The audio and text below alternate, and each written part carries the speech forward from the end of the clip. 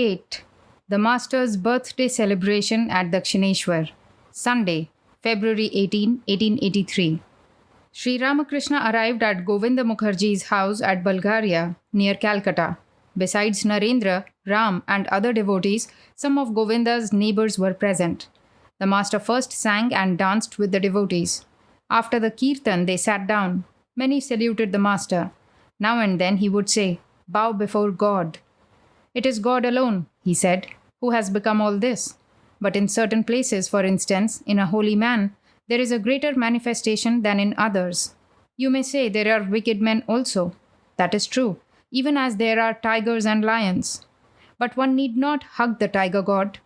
One should keep away from him and salute him from a distance. Take water, for instance. Some water may be drunk, some may be used for worship, some for bathing, and some only for washing dishes." A neighbor: "Revered sir, what are the doctrines of Vedanta?" Master: "The Vedantist says, I am he. Brahman is real and the world illusory. Even the I is illusory. Only the Supreme Brahman exists. But the I cannot be got rid of. Therefore it is good to have the feeling, I am the servant of God, his son, his devotee. For the Kali Yuga, the path of bhakti is specially good. One can realize God through bhakti too. As long as one is conscious of the body, one is also conscious of objects. Form, taste, smell, sound, and touch. These are the objects. It is extremely difficult to get rid of the consciousness of objects, and one cannot realize I am he as long as one is aware of objects. The sannyasi is very little conscious of worldly objects, but the householder is always engrossed in them. Therefore, it is good for him to feel, I am the servant of God. Neighbor: "Sir, we are sinners. What will happen to us?" Master: "All the sins of the body fly away if one chants the name of God and sings his glories. The birds of sin dwell in the tree of the body. Singing the name of God is like clapping your hands. As at a clap of the hands, the birds in the tree fly away, so do our sins disappear at the chanting of God's name and glories. Again, you find that the water of a reservoir dug in a meadow is evaporated by the heat of the sun. Likewise, the water of the reservoir of sin is dried up by the singing of the name and glories of God. You must practice it every day. The other day at the circus, I saw a horse running at top speed, with an English woman standing on one foot on its back. How much she must have practiced to acquire that skill! Weep at least once to see God. These then are the two means: practice and passionate attachment to God, that is to say, restlessness of the soul to see Him." Sri Ramakrishna began his midday meal with the devotees. It was about 1 o'clock. A devotee sang in the courtyard below, "Awake, mother, awake! How long thou hast been asleep in the lotus of the Mooladhara! Fulfill thy secret function, mother. Rise to the 1,000-petaled lotus within the head, where mighty Shiva has his dwelling. Swiftly pierce the 6 lotuses, and take away my grief, O essence of consciousness." Hearing the song, Sri Ramakrishna went into samadhi. His whole body became still, and his hand remained touching the plate of food. He could eat no more. After a long time, his mind came down partially to the plane of the sense world, and he said, "I want to go downstairs." A devotee led him down very carefully. Still in an abstracted mood, he sat near the singer. The song had ended. The master said to him very humbly, "Sir, I want to hear the chanting of the mother's name again." The musician sang, "Awake, mother, awake! How long thou hast been asleep in the lotus of the Mooladhara." The master again went into ecstasy. February 25, 1883. After his noon meal, the master conversed with the devotees. Ram, Kedar, Nitya Gopal, M, and others had arrived from Calcutta. Rakhal, Harish, Latu, and Hazra were living with the master. Mr. Chowdhury, who had 3 or 4 university degrees and was a government officer, was also present. He had recently lost his wife and had visited the master several times for peace of mind. Master, to Ram and the other devotees. Devotees like Rakhal, Narendra, and Bhavanath may be called Nitya Siddha. Their spiritual consciousness has been awake since their very birth. They assume human bodies only to impart spiritual illumination to others. There is another class of devotees known as Kripa Siddha, that is to say, those on whom the grace of God descends all of a sudden and who at once attain his vision and knowledge. Such people may be likened to a room that has been dark 1,000 years, which, when a lamp is brought into it, becomes light immediately, not little by little. Those who lead a householder's life should practice spiritual discipline. They should pray eagerly to God in solitude. To Mr. Chaudhary, God cannot be realized through scholarship. Who indeed can understand the things of the Spirit through reason? No, all should strive for devotion to the lotus feet of God. Infinite are the glories of God. How little can you fathom them? Can you ever find out the meaning of God's ways? Bhishma was none other than one of the 8 Vasus, but even he shed tears on his bed of arrows. He said, "How astonishing! God himself is the companion of the Pandava brothers, and still there is no end to their troubles and sorrows. Who can ever understand the ways of God?" A man thinks, "I have practiced a little prayer and austerity, so I have gained a victory over others. But victory and defeat lie with God. I have seen a prostitute dying in the Ganges and retaining consciousness to the end." Mr. Chaudhary, how can one see God? Master, not with these eyes. God gives one divine eyes, and only then can one behold him. God gave Arjuna divine eyes so that he might see his universal form. Your philosophy is mere speculation. It only reasons. God cannot be realized that way. God cannot remain unmoved if you have raga bhakti, that is, love of God with passionate attachment to him. Do you know how fond God is of his devotees' love? It is like the cow's fondness for fodder mixed with oil cake. The cow gobbles it down greedily. Raga bhakti is pure love of God, a love that seeks God alone and not any worldly end. Prahlada had it. Suppose you go to a wealthy man every day, but you seek no favor of him. You simply love to see him. If he wants to show you favor, you say, "No, sir, I don't need anything. I came just to see you." Such is the love of God for its own sake. You simply love God and don't want anything from him in return. Saying this, the Master sang, "Though I am never loath to grant salvation, I hesitate indeed to grant pure love. Whoever wins pure love surpasses all. He is adored by men. He triumphs over the 3 worlds."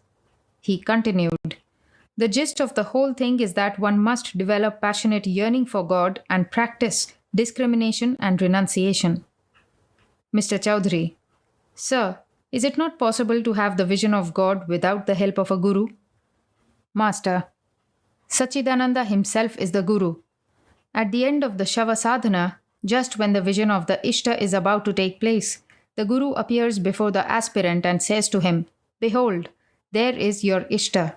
Saying this, the guru merges in the Ishta. He who is the guru is also the Ishta. The guru is the thread that leads to God. Women perform a ritualistic worship known as the Ananta Vrata, the object of worship being the infinite. But actually, the deity worshipped is Vishnu. In him are the infinite forms of God. To Ram and the other devotees, if you asked me which form of God you should meditate upon, I should say, fix your attention on that form which appeals to you most, but know for certain that all forms are the forms of one God alone. Never harbor malice toward anyone.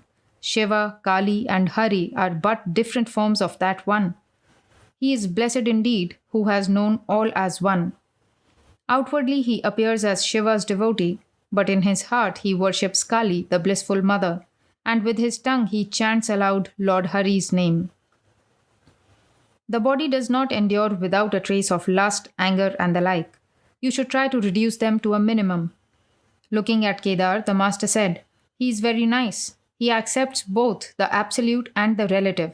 He believes in Brahman. But he also accepts the gods and divine incarnations in human form. In Kedar's opinion, Sri Ramakrishna was such an incarnation. Looking at Nitya Gopal, the master said to the devotees, "He is in a lofty mood." To Nitya Gopal, "Don't go there too often. You may go once in a while. She may be a devotee, but she is a woman too. Therefore, I warn you." The sannyasi must observe very strict discipline. He must not look even at the picture of a woman. But this rule doesn't apply to householders. An aspirant should not associate with a woman even though she is very much devoted to God. A sannyasi, even though he may have subdued his passions, should follow this discipline to set an example to householders. Worldly people learn renunciation by seeing the complete renunciation of a monk, otherwise, they sink more and more. A sannyasi is a world teacher. Friday, March 9, 1883. About 9 o'clock in the morning, the master was seated in his room with Rakhal, M., and a few other devotees. It was the day of the new moon. As usual with him on such days, Sri Ramakrishna entered again and again into communion with the Divine Mother. He said to the devotees, God alone exists, and all else is unreal. The Divine Mother has kept all deluded by her Maya. Look at men. Most of them are entangled in worldliness. They suffer so much, but still they have the same attachment to woman and gold. The camel eats thorny shrubs, and blood gushes from its mouth. Still it will eat thorns. While suffering pain at the time of delivery, a woman says, "Ah, I shall never go to my husband again." But afterwards she forgets. The truth is that no one seeks God. There are people who eat the prickly leaves of the pineapple and not the fruit. Devotee: Sir, why has God put us in the world? Master: the world is the field of action. Through action one acquires knowledge. The Guru instructs the disciple to perform certain works and refrain from others. Again he advises the pupil to perform action without desiring the result. The impurity of the mind is destroyed through the performance of duty. It is like getting rid of a disease by means of medicine under the instruction of a competent physician. Why doesn't God free us from the world? He will free us when the disease is cured. He will liberate us from the world when we are through with the enjoyment of woman and gold. Once a man registers his name in the hospital, he cannot run away. The doctor will not let him go away unless his illness is completely cured. During these days, Sri Ramakrishna's heart overflowed with motherly love like the love Yashoda felt for Krishna. So he kept Rakhal with him. Rakhal felt toward the master as a child feels toward its mother. He would sit leaning on the master's lap as a young child leans on its mother while sucking her breast. Rakhal was thus seated by the master when a man entered the room and said that a high tide was coming in the Ganges. The master and the devotees ran to the Panchavati to see it. At the sight of a boat being tossed by the tide, Sri Ramakrishna exclaimed, "Look, look! I hope nothing happens to it." They all sat in the Panchavati. The master asked M to explain the cause of the tide. M drew on the ground the figures of the sun, moon, and earth and tried to explain gravitation, ebb tide, flood tide, new moon, full moon, eclipse, and so forth. Master to M: "Stop it, I can't follow you. It makes me dizzy. My head is aching." Well, how can they know of things so far off? You see, during my childhood I could paint well, but arithmetic would make my head spin. I couldn't learn simple arithmetic. Sri Ramakrishna returned to his room with the devotees. Looking at a picture of Yashoda on the wall, he said, "It is not well done. She looks like a garland seller." The master enjoyed a nap after his noon meal. Adhar and other devotees gradually gathered. This was Adhar's first visit. He was a deputy magistrate and about 30 years old. Adhar to the master: "Sir, I have a question to ask. Is it good to sacrifice animals before the deity? It certainly involves killing." Master: "The Shastra prescribes sacrifice on special occasions. Such sacrifice is not harmful. Take, for instance, the sacrifice of a goat on the 8th day of the full or new moon. I am now in such a state of mind that I cannot watch a sacrifice. Also, I cannot eat meat offered to the Divine Mother. Therefore, I first touch my finger to it, then to my head, lest she should be angry with me. Again, in a certain state of mind, I see God in all beings, even in an ant. At that time, if I see a living being die, I find consolation in the thought that it is the death of the body, the soul being beyond life and death. One should not reason too much. It is enough if one loves the lotus feet of the mother. Too much reasoning throws the mind into confusion. You get clear water if you drink from the surface of a pool. Put your hand deeper and stir the water, and it becomes muddy. Therefore, pray to God for devotion." Behind Dhruva's devotion there was desire. He practiced austerities to gain his father's kingdom. But Prahlada's love for God was motiveless, a love that sought no return. A devotee: How can one realize God? Master, through that kind of love. But one must force one's demand on God. One should be able to say, O God, wilt thou not reveal thyself to me? I will cut my throat with a knife. This is the tamas of bhakti. Devotee, can one see God? Master, yes, surely. One can see both aspects of God, God with form and without form. One can see God with form, the embodiment of spirit. Again, God can be directly perceived in a man with a tangible form. Seeing an incarnation of God is the same as seeing God himself. God is born on earth as man in every age. March 11, 1883. It was Sri Ramakrishna's birthday. Many of his disciples and devotees wanted to celebrate the happy occasion at the Dakshineswar temple garden. From early morning, the devotees streamed in, alone or in parties. After the morning worship in the temples, sweet music was played in the Nahabat. It was springtime. The trees, creepers, and plants were covered with new leaves and blossoms. The very air seemed laden with joy, and the hearts of the devotees were glad on this auspicious day. M arrived early in the morning and found the master talking smilingly to Bhavanath, Rakhal, and Kali Krishna. M prostrated himself before him. Master to M, I am glad you have come. To the devotees, one cannot be spiritual as long as one has shame, hatred, or fear. Great will be the joy today. But those fools who will not sing or dance, mad with God's name, will never attain God. How can one feel any shame or fear when the names of God are sung? Now sing, all of you. Bhavanath and his friend Kali Krishna sang. Thrice blessed is this day of joy.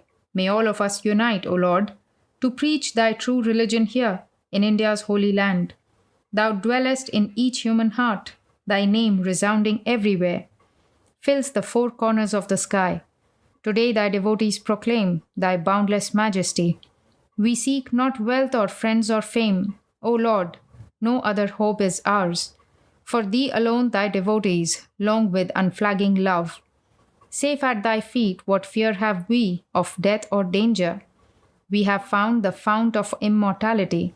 To thee the victory, O Lord, to thee the victory.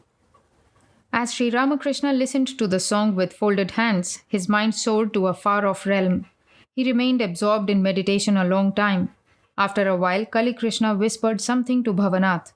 Then he bowed before the master and rose. Sri Ramakrishna was surprised. He asked, Where are you going? Bhavanath, he is going away on a little business. Master, what is it about? Bhavanath, he is going to the Baranagore, Working Men's Institute. Master, it's his bad luck. A stream of bliss will flow here today. He could have enjoyed it, but how unlucky. Sri Ramakrishna did not feel well, so he decided not to bathe in the Ganges. About 9 o'clock, a few jars of water were taken from the river, and with the help of the devotees, he finished his bath on the veranda east of his room. After bathing, the master put on a new wearing cloth, all the while chanting the name of God. Accompanied by 1 or 2 disciples, he walked across the courtyard to the temple of Kali, still chanting her hallowed name. His eyes had an indrawn look, like that of a bird hatching her eggs. On entering the temple, he prostrated himself before the image and worshipped the Divine Mother. But he did not observe any ritual of worship. Now he would offer flowers and sandal paste at the feet of the image, and now he would put them on his own head. After finishing the worship in his own way, he asked Bhavanath to carry the green coconut that had been offered to the mother. He also visited the images of Radha and Krishna in the Vishnu temple. When the master returned to his room, he found that other devotees had arrived, among them Ram, Nityagopal, and Kedar. They all saluted the master, who greeted them cordially. He asked Nityagopal, Will you eat something now? Yes, the devotee answered. Nityagopal, who was 23 or 24 years old and unmarried, was like a child. His mind was always soaring in the spiritual realm. He visited the master sometimes alone and sometimes in Ram's company. The master had observed the spiritual state of his mind and had become very fond of him. He remarked now and then that Nityagopal was in the state of a Paramahamsa. After Nityagopal had finished eating, the master took him aside and gave him various instructions. A certain woman about 31 years old and a great devotee often visited Sri Ramakrishna and held him in high respect. She had been much impressed by Nitya Gopal's spiritual state and looking upon him as her own son, often invited him to her house. Master to Nitya Gopal. Do you go there? Nitya Gopal, like a child. Yes, I do. She takes me. Master, beware, holy man. Go there once in a great while, but not frequently, otherwise you will slip from the ideal. Maya is nothing but woman and gold. A holy man must live away from woman. All sink there. Even Brahma and Vishnu struggle for life in that whirlpool. Nitya Gopal listened to these words attentively. M to himself. How strange. This young man has developed the state of a Paramahamsa. That is what the master says now and then. Is there still a possibility of his falling into danger in spite of his high spiritual state? What an austere rule is laid down for a sadhu. He may slip from his ideal by associating intimately with women. How can an ordinary man expect to attain liberation unless such a high ideal is set by holy men? The woman in question is very devout, but still there is danger. Now I understand why Chaitanya punished his disciple, the younger Haridas, so severely. In spite of his teacher's prohibition, Haridas conversed with a widow devotee. But he was a sannyasi. Therefore Chaitanya banished him.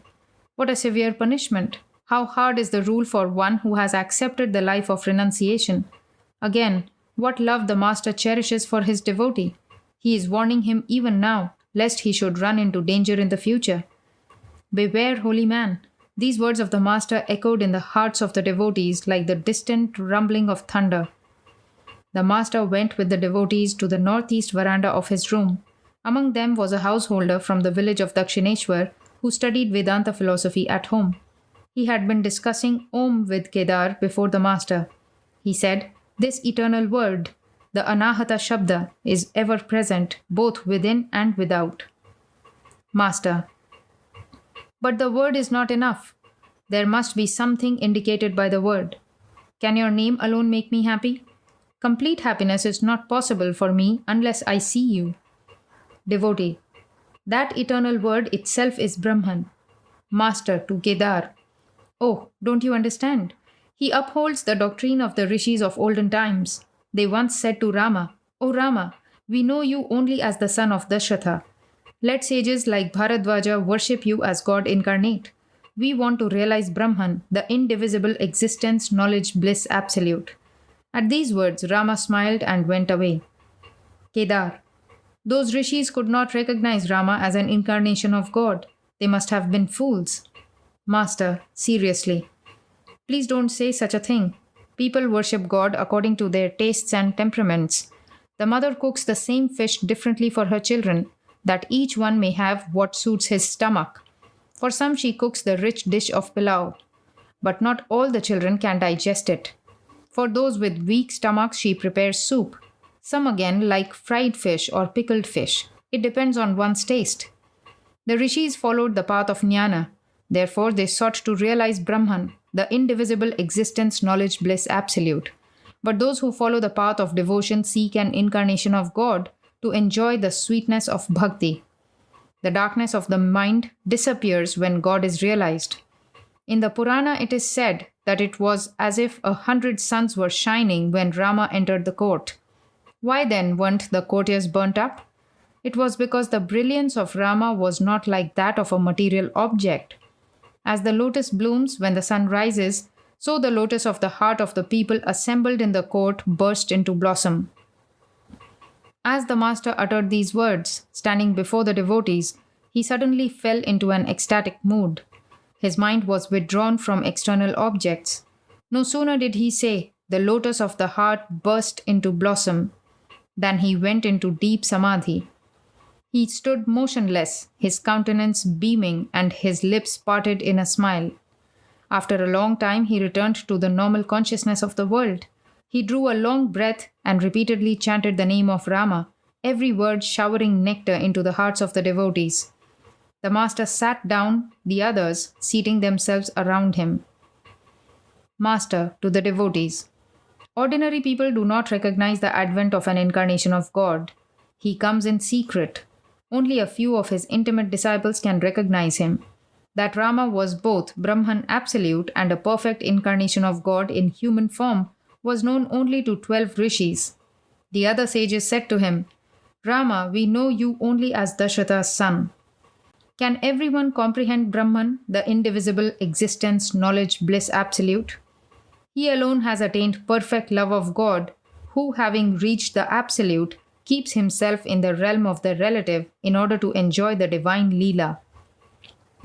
A man can describe the ways and activities of the Queen if he has previously visited her in England. Only then will his description of the Queen be correct. Sages like Bharadvaja adored Rama and said, O Rama, you are nothing but the indivisible Sachidananda. You have appeared before us as a human being, but you look like a man because you have shrouded yourself with your own Maya. These rishis were great devotees of Rama and had supreme love for God. Presently, some devotees from Konagar arrived, singing kirtan to the accompaniment of drums and cymbals. As they reached the northeast veranda of Sri Ramakrishna's room, the master joined in the music, dancing with them intoxicated with divine joy. Now and then he went into samadhi, standing still as a statue. While he was in one of these states of divine unconsciousness, the devotees put thick garlands of jasmine around his neck. The enchanting form of the master reminded the devotees of Chaitanya, another incarnation of God.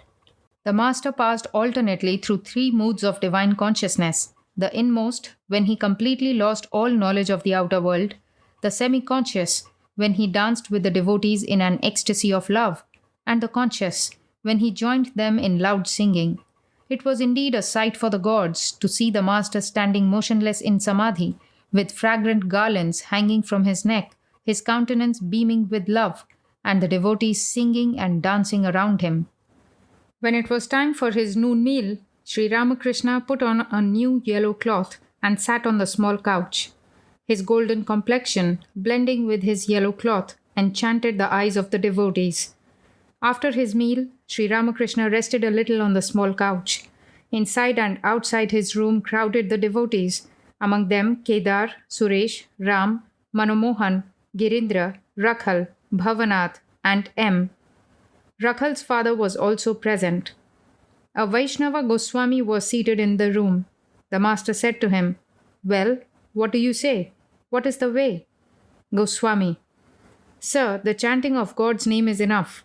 The scriptures emphasize the sanctity of God's name for the Kali Yuga. Master: Yes, there is no doubt about the sanctity of God's name, but can a mere name achieve anything without the yearning love of the devotee behind it? One should feel great restlessness of soul for the vision of God. Suppose a man repeats the name of God mechanically, while his mind is absorbed in woman and gold. Can he achieve anything? Mere muttering of magic words doesn't cure one of the pain of a spider or scorpion sting. One must also apply the smoke of burning cow dung. Goswami: But what about Ajamila then?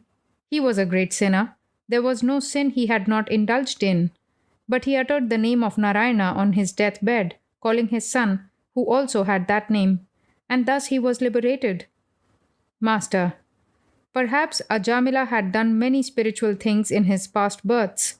It is also said that he once practiced austerity. Besides, those were the last moments of his life. What is the use of giving an elephant a bath? It will cover itself with dirt and dust again and become its former self. But if someone removes the dust from its body and gives it a bath just before it enters the stable, then the elephant remains clean. Suppose a man becomes pure by chanting the holy name of God, but immediately afterwards commits many sins.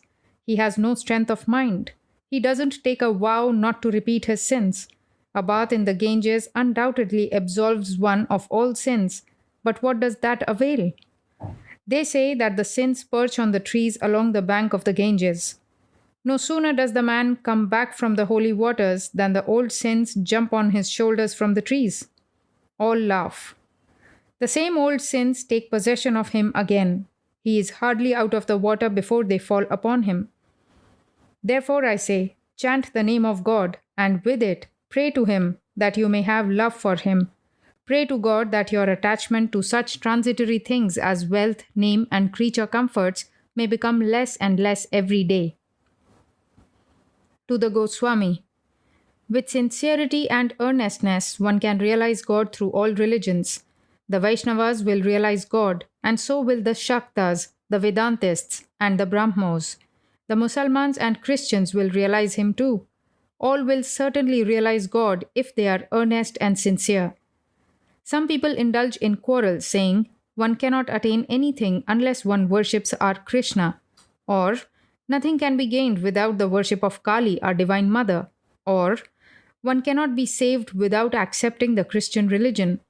This is pure dogmatism. The dogmatist says, my religion alone is true, and the religions of others are false. This is a bad attitude. God can be reached by different paths. Further, some say that God has form and is not formless. Thus, they start quarreling. A Vaishnava quarrels with a Vedantist. One can rightly speak of God only after one has seen Him. He who has seen God knows really and truly that God has form and that He is formless as well. He has many other aspects that cannot be described. Once some blind men chanced to come near an animal that someone told them was an elephant. They were asked what the elephant was like. The blind men began to feel its body. One of them said the elephant was like a pillar. He had touched only its leg. Another said it was like a winnowing fan. He had touched only its ear. In this way, the others, having touched its tail or belly, gave their different versions of the elephant. Just so, a man who has seen only one aspect of God limits God to that alone. It is his conviction that God cannot be anything else. To the Goswami, how can you say that the only truth about God is that He has form? It is undoubtedly true that God comes down to earth in a human form, as in the case of Krishna. And it is true as well that God reveals Himself to His devotees in various forms. But it is also true that God is formless. He is the indivisible existence, knowledge, bliss absolute. He has been described in the Vedas both as formless and as endowed with form. He is also described there both as attributeless and as endowed with attributes. Do you know what I mean? Satchidananda is like an infinite ocean. Intense cold freezes the water into ice, which floats on the ocean in blocks of various forms. Likewise, through the cooling influence of bhakti, one sees forms of God in the ocean of the Absolute. These forms are meant for the bhaktas, the lovers of God. But when the sun of knowledge rises, the ice melts. It becomes the same water it was before. Water above and water below, everywhere nothing but water. Therefore, a prayer in the Bhagavata says, O Lord, Thou hast form, and Thou art also formless. Thou walkest before us, O Lord, in the shape of a man. Again, Thou hast been described in the Vedas as beyond words and thought. But you may say that for certain devotees, God assumes eternal forms. There are places in the ocean where the ice doesn't melt at all. It assumes the form of quartz. Kedar. It is said in the Bhagavata that Vyasa asked God's forgiveness for his 3 transgressions. He said, O Lord, Thou art formless, but I have thought of Thee in my meditation as endowed with form. Thou art beyond speech, but I have sung Thee hymns. Thou art the all-pervading Spirit, but I have made pilgrimages to sacred places. Be gracious, O Lord, and forgive these 3 transgressions of mine. Master. Yes, God has form and He is formless too. Further, He is beyond both form and formlessness. No one can limit Him. Rakhal's father was sitting in the room. At that time, Rakhal was staying with the master. After his mother's death, his father had married a second time. Now and then he came to Dakshineswar because of Rakhal's being there. He did not raise much objection to his sons living with the master. Being a wealthy man of the world, he was always involved in litigation. There were lawyers and deputy magistrates among Sri Ramakrishna's visitors. Rakhal's father found it profitable to cultivate their acquaintance since he expected to be benefited by their counsels in worldly matters. Now and then the master cast a glance at Rakhal's father. It was his cherished desire that Rakhal should live with him permanently at Dakshineswar. Master, to Rakhal's father and the devotees. Ah, what a nice character Rakhal has developed. Look at his face, and every now and then you will notice his lips moving. Inwardly he repeats the name of God. and so his lips move. Youngsters like him belong to the class of the ever perfect. They are born with God consciousness. No sooner do they grow a little older than they realize the danger of coming in contact with the world. There is the parable of the Homa bird in the Vedas. The bird lives high up in the sky and never descends to earth. It lays its egg in the sky, and the egg begins to fall. But the bird lives in such a high region that the egg hatches while falling. The fledgling comes out and continues to fall. But it is still so high that while falling it grows wings and its eyes open. Then the young bird perceives that it is dashing down toward the earth and will be instantly killed. The moment it sees the ground, it turns and shoots up toward its mother in the sky. Then its one goal is to reach its mother. Youngsters like Rakal are like that bird. From their very childhood, they are afraid of the world, and their one thought is how to reach the mother, how to realize God. You may ask, how is it possible for these boys, born of worldly parents and living among the worldly minded, to develop such knowledge and devotion? It can be explained. If a pea falls into a heap of dung, it germinates into a pea plant nonetheless. The peas that grow on that plant serve many useful purposes. Because it was sown in dung, will it produce another kind of plant? Ah, what a sweet nature Rakal has nowadays, and why shouldn't it be so? If the yam is a good one, its shoots also become good. All laugh. Like father, like son. M. Aside to Girindra. How well he has explained God with and without form. Do the Vaishnavas believe only in God with form? Girindra. Perhaps so. They are one-sided. M.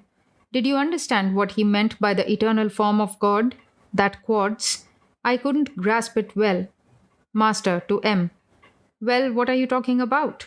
M and Girindra smiled and remained silent. Later in the afternoon, the devotees were singing in the Panchavati, where the master joined them. They sang together in praises of the Divine Mother. High in the heaven of the Mother's feet, my mind was soaring like a kite, when came a blast of sin's rough wind that drove it swiftly toward the earth. Maya disturbed its even flight by bearing down upon one side, and I could make it rise no more. Entangled in the twisting string of love for children and for wife, alas, my kite was rent in twain. It lost its crest of wisdom soon, and downward plunged as I let it go. How could it hope to fly again, when all its top was torn away? Though fastened with devotion's cord, it came to grief in playing here. Its 6 opponents worsted it. Now Naresh Chandra rues this game of smiles and tears and thinks it better never to have played at all. The singing continued. Sri Ramakrishna danced with the devotees. They sang, The black bee of my mind is drawn in sheer delight to the blue lotus flower of Mother Shyama's feet, the blue flower of the feet of Kali, Shiva's consort. Tasteless to the bee are the blossoms of desire. My mother's feet are black, and black too is the bee. Black is made one with black. This much of the mystery my mortal eyes behold, then hastily retreat. But Kamalakanta's hopes are answered in the end. He swims in the sea of bliss, unmoved by joy or pain. The kirtan went on. O mother, what a machine is this that thou hast made? What pranks thou playest with this toy, 3.5 cubits high, hiding thyself within, thou holdest the guiding string. But the machine, not knowing it, still believes it moves by itself. Whoever finds the mother remains a machine no more. Yet some machines have been bound, the mother herself, with the string of love. It was a very happy day for all. The master, accompanied by M, was coming back to his room when he met Trailokya, a Brahmo devotee, on the way. Trailokya bowed before the master. Master, they are singing in the Panchavati. Won't you go there? Trailokya, what shall I do there? Master, why, you will enjoy the music. Trailokya, I have been there already. Master, well, that's good. It was about 6 o'clock in the evening. The master was sitting with the devotees on the southeast veranda of his room. Master, a holy man who has renounced the world will of course chant the name of God. That is only natural. He has no other duties to perform. If he meditates on God, it shouldn't surprise anybody. On the other hand, if he fails to think of God or chant his holy name, then people will think ill of him. But it is a great deal to his credit if a householder utters the name of the Lord. Think of King Janaka. What courage he had indeed. He fenced with two swords, the one of knowledge and the other of work. He possessed the perfect knowledge of Brahman and also was devoted to the duties of the world. An unchaste woman attends to the minutest duties of the world, but her mind always dwells on her paramour. The constant company of holy men is necessary. The holy man introduces one to God. Kedar. Yes, sir. The great soul is born in the world for the redemption of humanity. He leads others to God, just as a locomotive engine takes along with it a long train of carriages. Or again, he is like a river or lake that quenches the thirst of many people. The devotees were ready to return home. One by one they saluted the master. At the sight of Bhavanath, Sri Ramakrishna said, "Don't go away today. The very sight of you inspires me." Bhavanath had not yet entered into worldly life. A youth of 20, he had a fair complexion and handsome features. He shed tears of joy on hearing the name of God. The master looked on him as the embodiment of Narayana. Thursday, March 29, 1883. The master had taken a little rest after his noon meal when a few devotees arrived from Calcutta, among them Amrita and the well-known singer of the Brahmo Samaj, Trailokya. Rakhal was not feeling well. The master was greatly worried about him and said to the devotees, "You see, Rakhal is not well. Will soda water help him? What am I to do now? Rakhal, please take the prasad from the Jagannath temple." Even as he spoke these words, the master underwent a strange transformation. He looked at Rakhal with the infinite tenderness of a mother and affectionately uttered the name of Govinda. Did he see in Rakhal the manifestation of God himself? The disciple was a young boy of pure heart who had renounced all attraction to lust and greed. And Sri Ramakrishna was intoxicated day and night with love of God. At the sight of Rakhal, his eyes expressed the tender feelings of a mother, a love like that which had filled the heart of Mother Yashoda at the sight of the baby Krishna. The devotees gazed at the master in wonder as he went into deep samadhi. As his soul soared into the realm of divine consciousness, his body became motionless, his eyes were fixed on the tip of his nose, and his breathing almost ceased. An unknown Bengali, dressed in the ochre cloth of a monk, entered the room and sat on the floor. The master's mind was coming down to the ordinary plane of consciousness. Presently he began to talk, though the spell of samadhi still lingered. "Master, at the sight of the ochre cloth, why this gerua? Should one put on such a thing for a mere fancy? A man once said, 'I have exchanged the Chandi for a drum.' At first he used to sing the holy songs of the Chandi, now he beats the drum." All laugh. There are 3 or 4 varieties of renunciation. Afflicted with miseries at home, one may put on the ochre cloth of a monk, but that renunciation doesn't last long. Again, a man out of work puts on an ochre-wearing cloth and goes off to Banaras. After 3 months, he writes home, "I have a job here. I shall come home in a few days. Don't worry about me." Again, a man may have everything he wants. He lacks nothing, yet he does not enjoy his possessions. He weeps for God alone. That is real renunciation. No lie of any sort is good. A false garb, even though a holy one, is not good. If the outer garb does not correspond to the inner thought, it gradually brings ruin. Uttering false words or doing false deeds, one gradually loses all fear.